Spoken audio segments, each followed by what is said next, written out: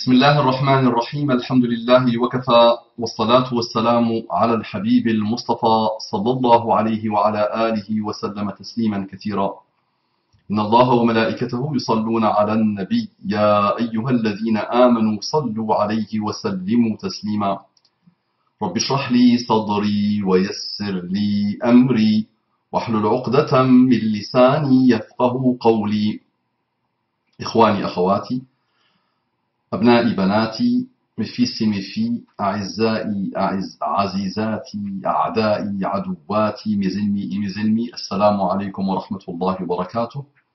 C'est la salutation de l'islam qui est un excellent pacte de non-agression, d'amour, de bonté, de gentillesse, de douceur, de miséricorde, de bénédiction, de paix, de tolérance, d'indulgence et de tous les excellents comportements islamiques.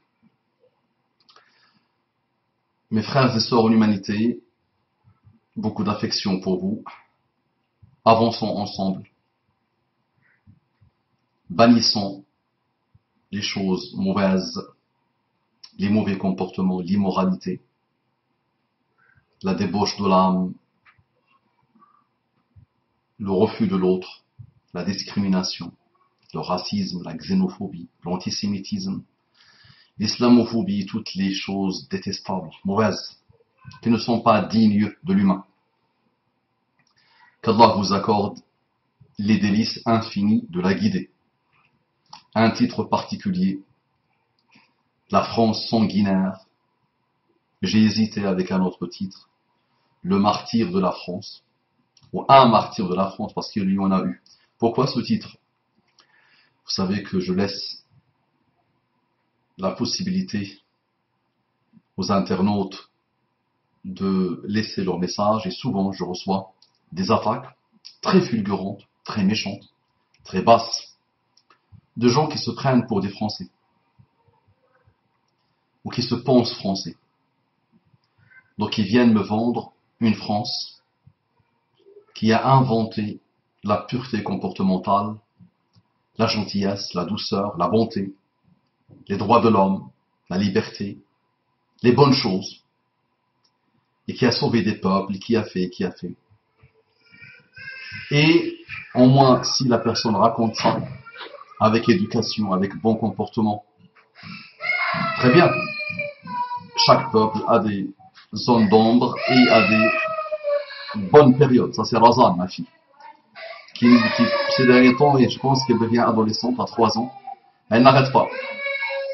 Au moment où j'ai commencé mon rappel, mais khair, Inch'Allah.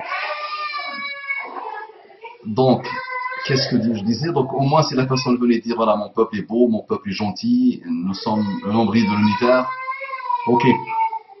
Le problème, c'est que ça vient attaquer, donc ça vient nous dire, par rapport à toi, le sale arabe, le sale barbare, le sale injuste, le sale méchant, le sale xénophobe, le sale antisémite, le sale et le sale et le sale. Donc, ça vient attaquer.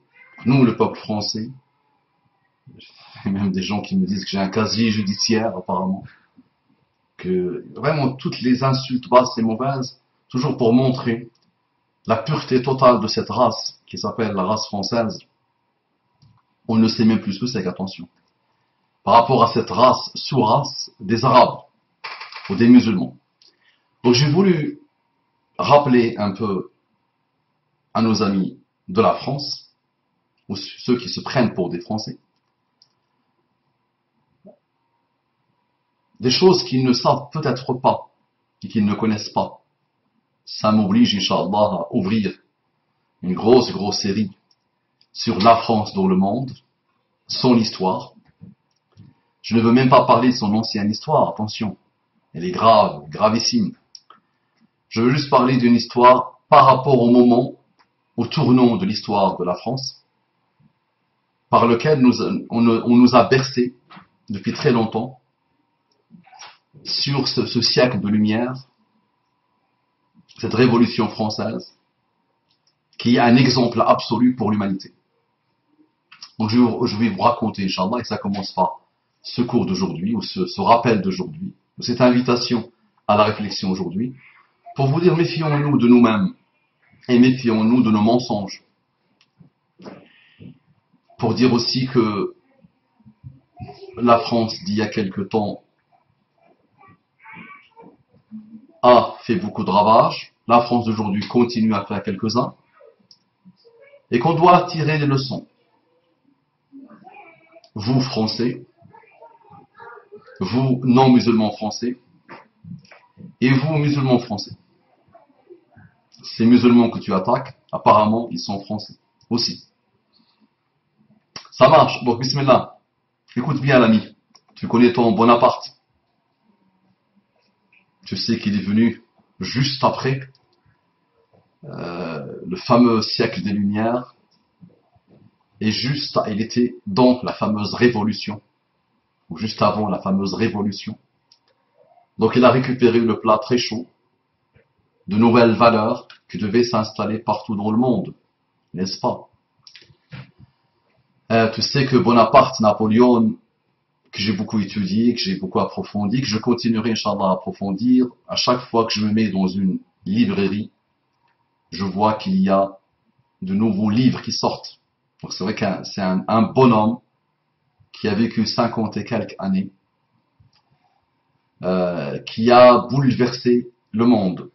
Et le monde continue à beaucoup écrire sur ce personnage. Donc regardez bien quand il est parti chez les musulmans, sa rencontre avec les musulmans. Qu'est-ce qu'il disait au début de sa rencontre avec les musulmans? Qu'est-ce qu'il leur disait quand il est parti leur offrir des fleurs? Donc il leur a dit, donc c'était juste après la prise d'Alexandrie en 1798. 1798, c'est pas très ancien. Il leur a dit quoi? Peuple de l'Égypte. Donc ce qui m'intéresse, c'est juste après le fameux siècle des Lumières et les grosses valeurs du siècle des Lumières et cette civilisation qui s'est installée dans le monde et qui devait partager toutes ces excellentes valeurs avec les autres peuples barbares, surtout musulmans. Colonisables en plus, qui se sont laissés coloniser comme des imbéciles. Parce qu'ils se sont affaiblis et parce qu'ils ont délaissé leur seule force qui s'appelle leur lien avec Allah subhanahu wa ta'ala. Donc il leur a dit, donc juste après la prise d'Alexandrie, peuple de l'Égypte. Allez, peuple de l'Égypte. On vous a dit que je ne suis venu ici que pour détruire votre religion. Il y a toujours ce rapport à la religion, toujours. Cela est mensonge. C'est Bonaparte encore. Cela est mensonge. Ne le croyez pas. Dites à ces diffamateurs que je ne suis venu chez vous que pour arracher vos droits des mains des tyrans et vous les restituer. Ça vous rappelle quelque chose, n'est-ce pas? Ce qui s'est passé en Irak, par exemple. Ce qui s'est passé aussi en Algérie, la fameuse Algérie française. Dites à ces diffamateurs que je ne suis venu chez vous que pour arracher vos droits des mains des tyrans et vous les restituer. Et que plus que les Mamelouks, les fameux Mamaliks, les descendants de Qutuz et Bibars, donc plus que les Mamelouks, donc dites-leur que plus que les Mamelouks, regardez ce qu'il leur dit, j'adore Dieu et respecte son prophète et le Coran. Heureux ceux des habitants de l'Égypte qui se joindront à nous sans retard. Ils prospéreront dans leur fortune et leur rang. Heureux encore ceux qui resteront dans leur maison et seront neutres. C'est-à-dire, je viens vous coloniser, je viens vous exploiter, je viens vous aliéner, je viens faire de vous ce que je veux, moi l'homme blanc, le seigneur des seigneurs, vous les esclaves. Mais il leur dit, ça c'est la manière, vous savez un peu comment ceux qui nous dirigent aujourd'hui font. La même chose, il y a 200 ans à peu près, c'était la même chose. Mais ce qui m'étonne et ce qui m'intéresse beaucoup, ça ne m'étonne pas, c'est la production du siècle des Lumières. C'est ça qui m'intéresse beaucoup dans l'histoire. Donc, écoutez bien. Heureux encore ceux qui resteront dans leur maison et seront neutres. Ceux-ci, imaginez si Hitler avait dit ça. pendant les 3-4 ans qu'ils vous ont colonisé. Ah, restez chez vous, ne faites rien. Ah non, non, rien. Heureux encore ceux qui resteront dans leur maison et seront neutres. Ceux-ci, quand ils nous connaîtront, s'empresseront de s'unir à nous de tout cœur. Ceux-ci, quand ils nous connaîtront, s'empresseront de s'unir à nous de tout cœur. Mais malheur, malheur à ceux qui s'armeront pour les Mamelouks et combattront contre nous. Donc les Mamelouks est une dynastie qui a géré et qui a régi le Cham et l'Égypte pendant un certain temps. Et donc c'était la fin des Mamelouks à l'époque quand Bonaparte est arrivé, les musulmans étaient trop faiblards. Donc il leur a dit, malheur à ceux qui s'armeront pour les Mamelouks et combattront contre nous. Il n'y aura pas de porte de salut pour eux. Ils périront et leurs traces disparaîtront. D'accord? Donc il leur a dit, quand vous allez nous connaître, vous allez vous empresser de s'unir à nous. Sauf que, il y avait un certain bonhomme, alayhi rahmatullah, qu'Allah l'agrée, Sulayman al-Halabi, qui avait commencé à connaître Bonaparte et sa bande d'esclavagistes, et qui avait vu les assassinats, les tueries, les carnages qu'il y a eu, les milliers de personnes qui étaient massacrées pour finaliser la conquête de l'Égypte. Donc Sulayman al-Halabi, que vous ne connaissez pas malheureusement, il dit, donc ce bonhomme a commencé à connaître un peu Bonaparte et ses troupes. Donc il était étudiant à l'Azhar. Il était étudiant à l'Azhar. À l'âge de 23 ans, Sulayman al-Halabi a assassiné en Égypte le général de l'armée française, Jean-Baptiste Kléber, qui venait de remplacer Napoléon à la tête de la courte aventure de conquête de l'Égypte. D'accord, c'est tiré de Wikipédia. Donc vous savez que Bonaparte a vécu pour le sang. C'est un sanguinaire malheureux qui voulait imposer la vision de la France à la planète entière, surtout à l'Europe. Et directement et indirectement, il a coûté plus de 6,5 millions de morts, minimum. 6,5 millions de morts. En Espagne, l'Espagne a connu les merveilles de Bonaparte, la France a connu, et ses voisins ont connu les fleurs et le bonheur de Bonaparte. Donc c'est vrai que l'Europe a beaucoup souffert. Mais malheureusement, ce bonhomme, Bonaparte, a été déifié par beaucoup de monde. Et c'est vrai qu'on n'arrête pas d'écrire sur lui, subhanallah. Donc, quand il a vu qu'il y avait beaucoup plus important que l'Égypte, il fallait qu'il retourne, sinon le pouvoir allait disparaître, il allait le quitter. Donc il a mis un remplaçant. Ce remplaçant s'appelait Jean-Baptiste Kléber, un général français, qui venait de remplacer Napoléon, à la tête de la courte aventure de conquête de l'Égypte. Al-Halabi, alayhi rahmatullah, s'est fait passer pour un mendiant, pour pouvoir approcher Kléber. Il lui a donné des coups de stylet. Donc il avait assassiné Kléber. En raison de cet acte, le conseil de guerre le condamne à mort, ainsi que ses complices, avec l'exécution le jour des obsèques de Kléber. Vous allez me dire jusque-là, qu'est-ce que tu nous as raconté? On n'a rien vu là, il n'y a rien de spécial.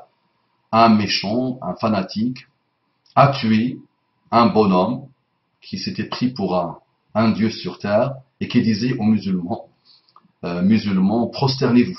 Quand il traversait un endroit, il disait, musulmans, prosternez-vous. Et donc, qu'est-ce que tu nous rapportes, Mustapha? Qu'est-ce que tu nous dis? Il n'y a rien de spécial dedans. Il a tué un général, il a été condamné à mort. Très bien, ça peut arriver, c'est déjà arrivé. Il n'y a rien de spécial. Donc écoutez bien. En raison de cet acte, le conseil de guerre le condamne à mort, ainsi que ses complices, avec exécution le jour des obsèques de Kléber. Sachant que pour faire ça, à l'époque, dans une Égypte où il y avait beaucoup de traîtres, où il y avait même des savants et des savonnettes qui disaient qu'il faut obéir aux dirigeants. Donc il faisait des fatwas pour dire qu'il faut obéir aux dirigeants. Donc là, au moins, c'est divisé comme d'habitude. Donc il y avait de tout. D'accord? Il y avait vraiment de tout, malheureusement. Donc ce Halabi, il décide quand même à 23 ans de faire quelque chose que beaucoup de monde n'osait même pas imaginer. Donc en raison de cet acte, le conseil de guerre le condamne à mort, ainsi que ses complices, avec exécution, le jour des obsèques de Kléber. Les complices se font arracher la tête au cimetière avant d'être empalés sous les yeux de Sulayman. Je vous mettrai la photo du pal, P-A-L, ou de l'empalement, et essayez d'imaginer ça. Donc devant lui, ils ont tué des gens, 3 ou 4 personnes, à qui il a dit de l'Azhar, qu'il était étudiant à l'Azhar, il leur a dit, voilà, je vais tuer ce général. Ils ont essayé de le convaincre de ne pas le faire, mais il a décidé de finir avec ce despote qui massacrait son peuple devant ses yeux. Il y avait beaucoup de massacres. Donc il a décidé de faire la résistance, de résister. D'accord? Donc regardez ce qu'ils leur ont fait. Donc avec exécution le jour 1, les complices se font trancher la tête. Ça vous rappelle quelque chose, hein? Là on parle de qui? Des produits du siècle des Lumières. La tolérance, le traité de la tolérance, fini la barbarie, fini les massacres de l'Église, fini la torture et tout ça. Donc, décapitation. Ça vous rappelle pas des méchants là, qui s'appellent Daesh? Vous voyez un peu comment l'humain, quel qu'il soit, peut tomber très bas. Mais vous n'avez rien entendu encore. Les complices se font trancher la tête au cimetière avant d'être empalés empalés sous les yeux de Sulayman. Celui-ci est condamné au supplice du pal, P-A-L, dont l'exécution est décrite en ces termes par Claude Desprez. Regardez comment il décrit ce supplice. L'homme, le Halabi, Sulayman al-Halabi, l'homme fut condamné par le conseil de guerre français à avoir les poings brûlés puis à être empalé vif. L'homme fut condamné par le conseil de guerre français à avoir les poings brûlés puis à être empalé vif. Donc imaginez-moi cette scène. Imaginez avec moi cette scène. Ils ont brûlé ses mains, ils lui ont coupé la main droite. Donc l'homme fut condamné par le conseil de guerre français à avoir les poings brûlés, puis à être empalé vif. Le bourreau, Barthélemy, coucha sur le ventre Sulayman, tira un couteau de sa poche, lui fit au fondement une large incision, on approcha le bout de son pal et l'enfonça à coups de millet. Puis il lia les bras et les jambes du patient.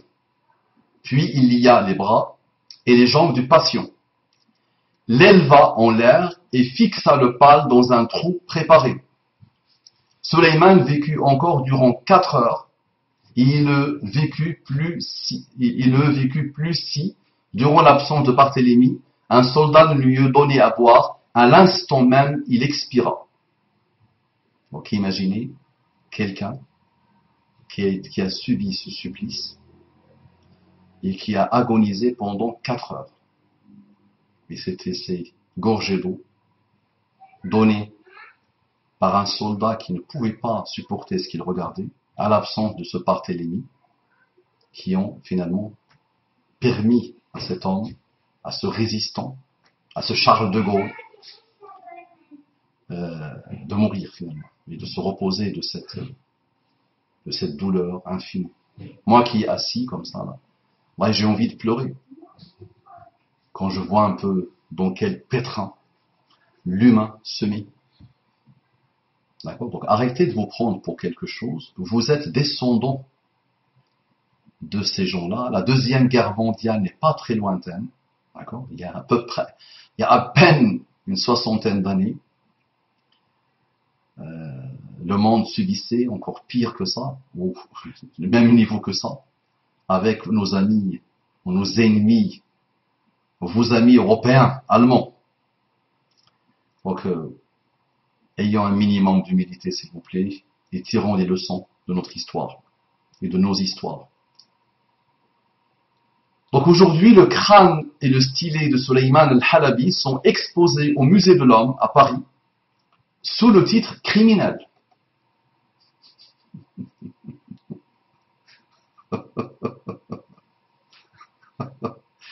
voyez le monde d'aujourd'hui, c'est qui le criminel et c'est qui la victime? Quand tu approfondis un peu les choses, qui sont les criminels et qui sont les victimes, même dans le monde d'aujourd'hui. La hawla wa la quwwata illa billah. Aujourd'hui, le crâne et le stylet de Sulayman al-Halabi sont exposés au musée de l'Homme à Paris sous le titre criminel.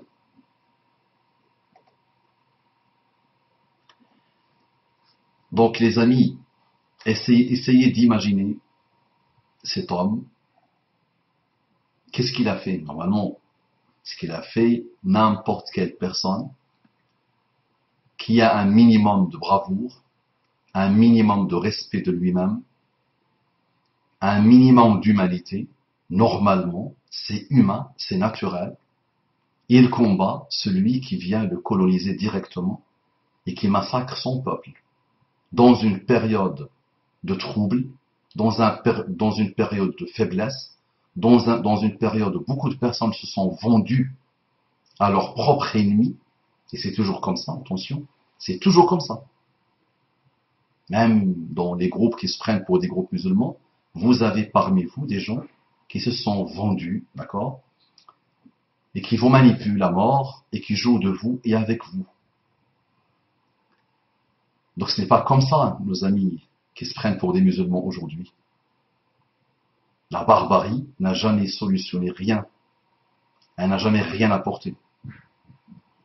Le fait de penser que tu pourras vivre avec ton propre peuple, le musulman, en disant nous sommes l'origine du monde et le bonheur du monde et les autres c'est le mal absolu, ou toi qui se prends pour un Français, un occidental, un gréco-romain, issu du siècle des Lumières, ce n'est pas comme ça. L'Orient et l'Occident sont faits pour travailler ensemble et pour avancer ensemble. Nous sommes condamnés. Nous sommes condamnés, dans le bon sens du terme en plus, à avancer ensemble, à tirer les leçons de nos passés. Ce type de situation peuvent se produire très rapidement. À 1 heure de Paris, en Bosnie, vous étiez sûrement encore jeune ou pas encore né, à 1 heure de Paris, il y a eu des massacres, il y a eu des tortures, il y a eu presque un génocide, subhanallah, très récemment. Et toute la planète observait et attendait avec impatience de finir avec ce cancer qui s'appelle les musulmans, qui s'installe et qui sont depuis des siècles maintenant au cœur de l'Europe. Donc arrêtez de vous mentir, s'il vous plaît.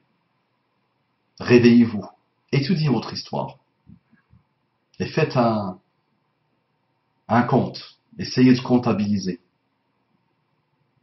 les descendants des grands personnages des siècles de lumière, combien ils ont coûté à l'humanité en rivière de sang par rapport à ces barbares musulmans. Faites le compte sur 2 siècles. 3 siècles si vous voulez. Comptabilisez. Et observez. Et observez entre vous-même vos guerres de religion, qu'est-ce qu'ils ont coûté. D'accord? Donc ce n'est ni la faute d'une religion, c'est la faute des humains.